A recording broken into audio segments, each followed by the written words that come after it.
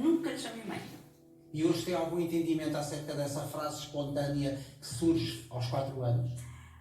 Não sei, aquilo saiu-me, não... O que é que terá encontrado naquela senhora? Talvez que não eu pensei que era a esperança. Era a sua esperança? Era a minha esperança que estava ali. A sua única esperança? A minha única esperança, porque tu tinha sido tão mal, tanta fome. Já viu o que é andar a comer cascas de laranja? Não havia nada. Descalça sempre, até aos 4 anos de idade.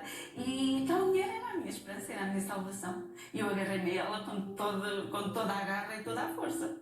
Estava aqui a pensar, porque eu hoje ao preparar esta conversa não tinha percebido isso, mas estava aqui a pensar até que ponto é que isto tudo não terá sido preparado pela sua progenitora. Sim, eu acho que houve aqui... Preparado com essa outra senhora, possivelmente perante o estado lastimável em que vocês viviam, não é? Até porque a minha mãe adotiva era uma pessoa... Essa aqui é a mãe mesmo? Esta é a minha mãe, desgraçada. É a mãe? É a mãe. É para ela. Dali saíram para a casa da mãe, foi? Dali a minha mãe pegou-me ao colo e levou-me para casa. Foi um problema enorme, porque o meu pai não sabia. O meu pai José não estava a contar e foi um drama porque ele não me aceitava. E ela atenuou. Quais eram os argumentos para ele não aceitar? Ele não me aceitava porque, entretanto, ele tinha em casa, estavam a criar uma afilhada. Eles não tinham filhos. E então eu estava a criar uma afilhada, que era a Rosa, a minha mais nova que tinha 1 ano, que ele adorava, era a paixão da vida dele. E então, para ele era a filha. E eu... Era a intrusa. Era a intrusa. E era a filha dos gigantes, como diziam na terra. Era a filha que vivia na rua, aquela não. Andava de feira em feira. Que andava de feira em feira, descalça, cheia de piolhos, toda mal estimada. E para ele foi muito dramático. Eu lembro-me uma altura em que a minha mãe se separou mesmo dele.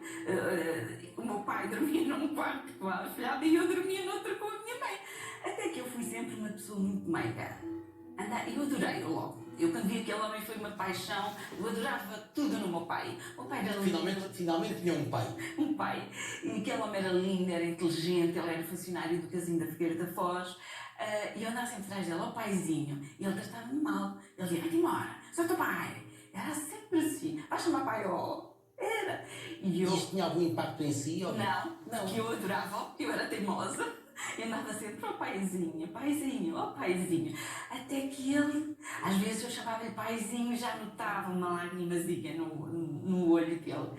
E entretanto, o que é que acontece? Os pais da afilhada vieram visitar a menina e pediram aos meus pais, que eram padrinhos dessa menina, olha, nós vamos ali com ela dar uma voltinha. E nunca mais apareceram. Deve ter sido um choque para o pai José. O meu pai ficou chocadíssimo, foi terrível, ele nunca pensou que aquilo acontecesse. E depois tinha aquela cigarrita sempre lá a puxar-lhe por casaco. O meu pai andava sempre de gravata, sempre impecável. Ó paizinho. Então o que é que acontecia? Ele começou, todos os dias ele chegava do casino e eu ouvia a moto, ele vinha de moto e eu ouvia a moto, escondia-me atrás da porta. Ele começou a trazer, trazia-me um pastel de nata no bolso, começou-me a trazer todos os dias, ele me trazia qualquer coisa. Até que não foi uma pessoa de me dar colo, não foi, mas às vezes... Mas ele não era afetivo? Também era outra geração. Era outra geração, mas não era uma pessoa de abraços e mimos, nada disso. Mas era uma pessoa de sentimentos. Era uma pessoa que, já mesmo crescida, muito crescida, eu olhava para ele e as lágrimas caíam-lhe para cá abaixo. Eu, ao meu pai, eu abraçava, eu adorava. E quando o meu pai teve um problema de saúde bastante grande, cortaram-lhe a perna e daí que levou ao falecimento dele, ele ficou sem uma perna viva. Nessa altura, para mim foi horrível. Eu tive a sensação que me tinham cortado metade de mim mesma. O meu pai era assim uma coisa. Eu, além da admiração que eu tinha por ele, o meu pai falava latim, ele tinha o estudo da escola comercial, ele era uma pessoa extremamente inteligente. Eu adorava aquilo. Eu adorava estarmos os três à mesa a comer. Ele, naquela altura, as coisas eram todas muito contadas. E então o meu pai comprava a fruta. E uma maçã era dividida em 3. Era um bocadinho para mim, um bocadinho para a minha mãe, um bocadinho para o meu pai. Era tudo dividido em 3. E a Fernanda era feliz? Eu era muito feliz. Finalmente tinha uma família. Finalmente tinha uma família. E com a mãe? Portanto, que relação é que se estabeleceu com esta mãe desde sempre? Olha, esta mãe era uma mãe muito batalhadora. era uma pessoa algo difícil. Difícil em que sentido? Era difícil, ela tinha uma maneira de ser lá na terra, chamavam-lhe a mulher ou mãe, porque ela era uma mulher de muita garra. Era difícil no sentido em que ela, aos olhos, as outras mulheres eram muito diferentes dela. Possivelmente mais submissas. Submissas é a palavra certa. Ela não. Nomeadamente ao marido. Ela era uma mulher de fibra, ela era uma mulher de garra, ela lutava com os homens, ela pescava, nós começámos a pescar. Tínhamos um barco. A minha mãe havia os campeonatos na altura campeonatos locais de remo, ela ganhava tudo aos homens, ela era uma mulher À frente do seu tempo. Era? à frente do tempo, e eu adorava aquilo. Isto na Figueira da Foz ou em Gala? Na Gala. Na Gala. Sempre na Gala. Como é que foi a sua infância? Em termos de escola, de colegas, foi sempre bem tratada? Não. Quando eu fui para a Porque ainda por cima escola... estamos a falar de um meio em que as pessoas se conhecem. Se conhecem, toda a gente sabia da história, toda a gente contava, toda a gente dizia, olha, eu vi a tua mãe, porque toda a gente conhecia. Era muito pequenino o meio na altura, havia muitas poucas casas, e quando eu vou para a escola foi muito mau.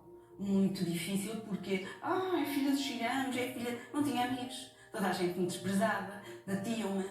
Todos os dias nós usávamos a bata. Então, eu todos os dias chegava a casa com um enxerto de pancadas dos meus colegas. A bata toda rasgada.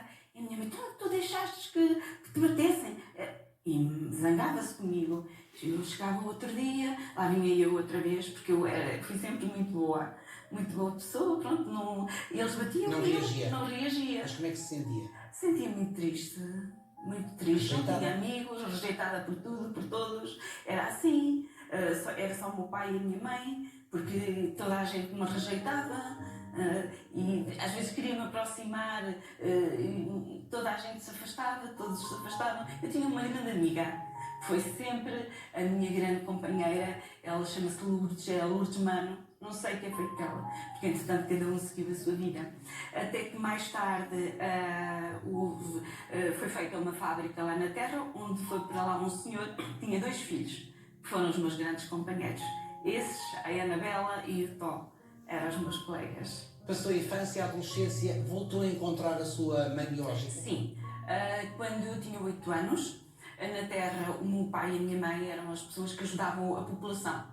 Toda a gente precisava de alguma coisa. A minha mãe chamava-se Maria Marques de Ascensão, mas ela gostava que lhe chamassem Helena. E toda a gente lhe chamava Helena, era o nome da adoração dela. E então houve uma altura que fizeram uma homenagem ao meu pai, fizeram um clube. E eu pertencia ao ranchozinho da localidade, né? E a filha chamava o meu pai o senhor engenheiro. Era o senhor engenheiro Mota, ele era José Brito da Mota. E então a filha do senhor engenheiro tinha que ir dançar. E aquilo foi um acontecimento. Havia as tasquitas, as feiras. E numa dessas tendas, nessas barracas, a vender os souvenirs, estava a minha mãe. Entretanto, Conheceu-a? Conheci não. E houve uma quebra, porque a uma determinada altura eu deixei de me lembrar do rosto da minha mãe. Aquilo quebrou-se, foi uma coisa... A memória limpou. Eu lembrava-me de tudo o resto, mas do rosto dela não. Interessante. E quando eu estou a dançar,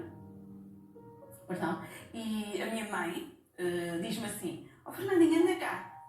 E eu aproximo-me da minha mãe e está uma mulher ao lado dela. E ela vira-se para mim e diz, dá um beijinho a esta senhora que é a tua mãe. E eu dei-lhe um beijo e fugi. Dei-lhe um beijo porque a minha mãe me mandou. Isto foi a verdade que aconteceu. E depois, a partir dali, comecei a crescer, comecei a saber que ela continuava a viver mal, comecei a perceber que teve mais filhos.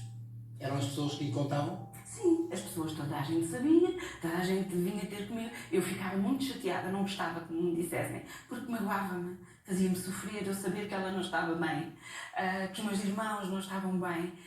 E houve alturas, eu já depois de crescida, onde eu sabia que ela estivesse, alguém dizia, olha, está no Forte de Santa Catarina, lá debaixo de uma toca com os teus irmãos. Na Figueira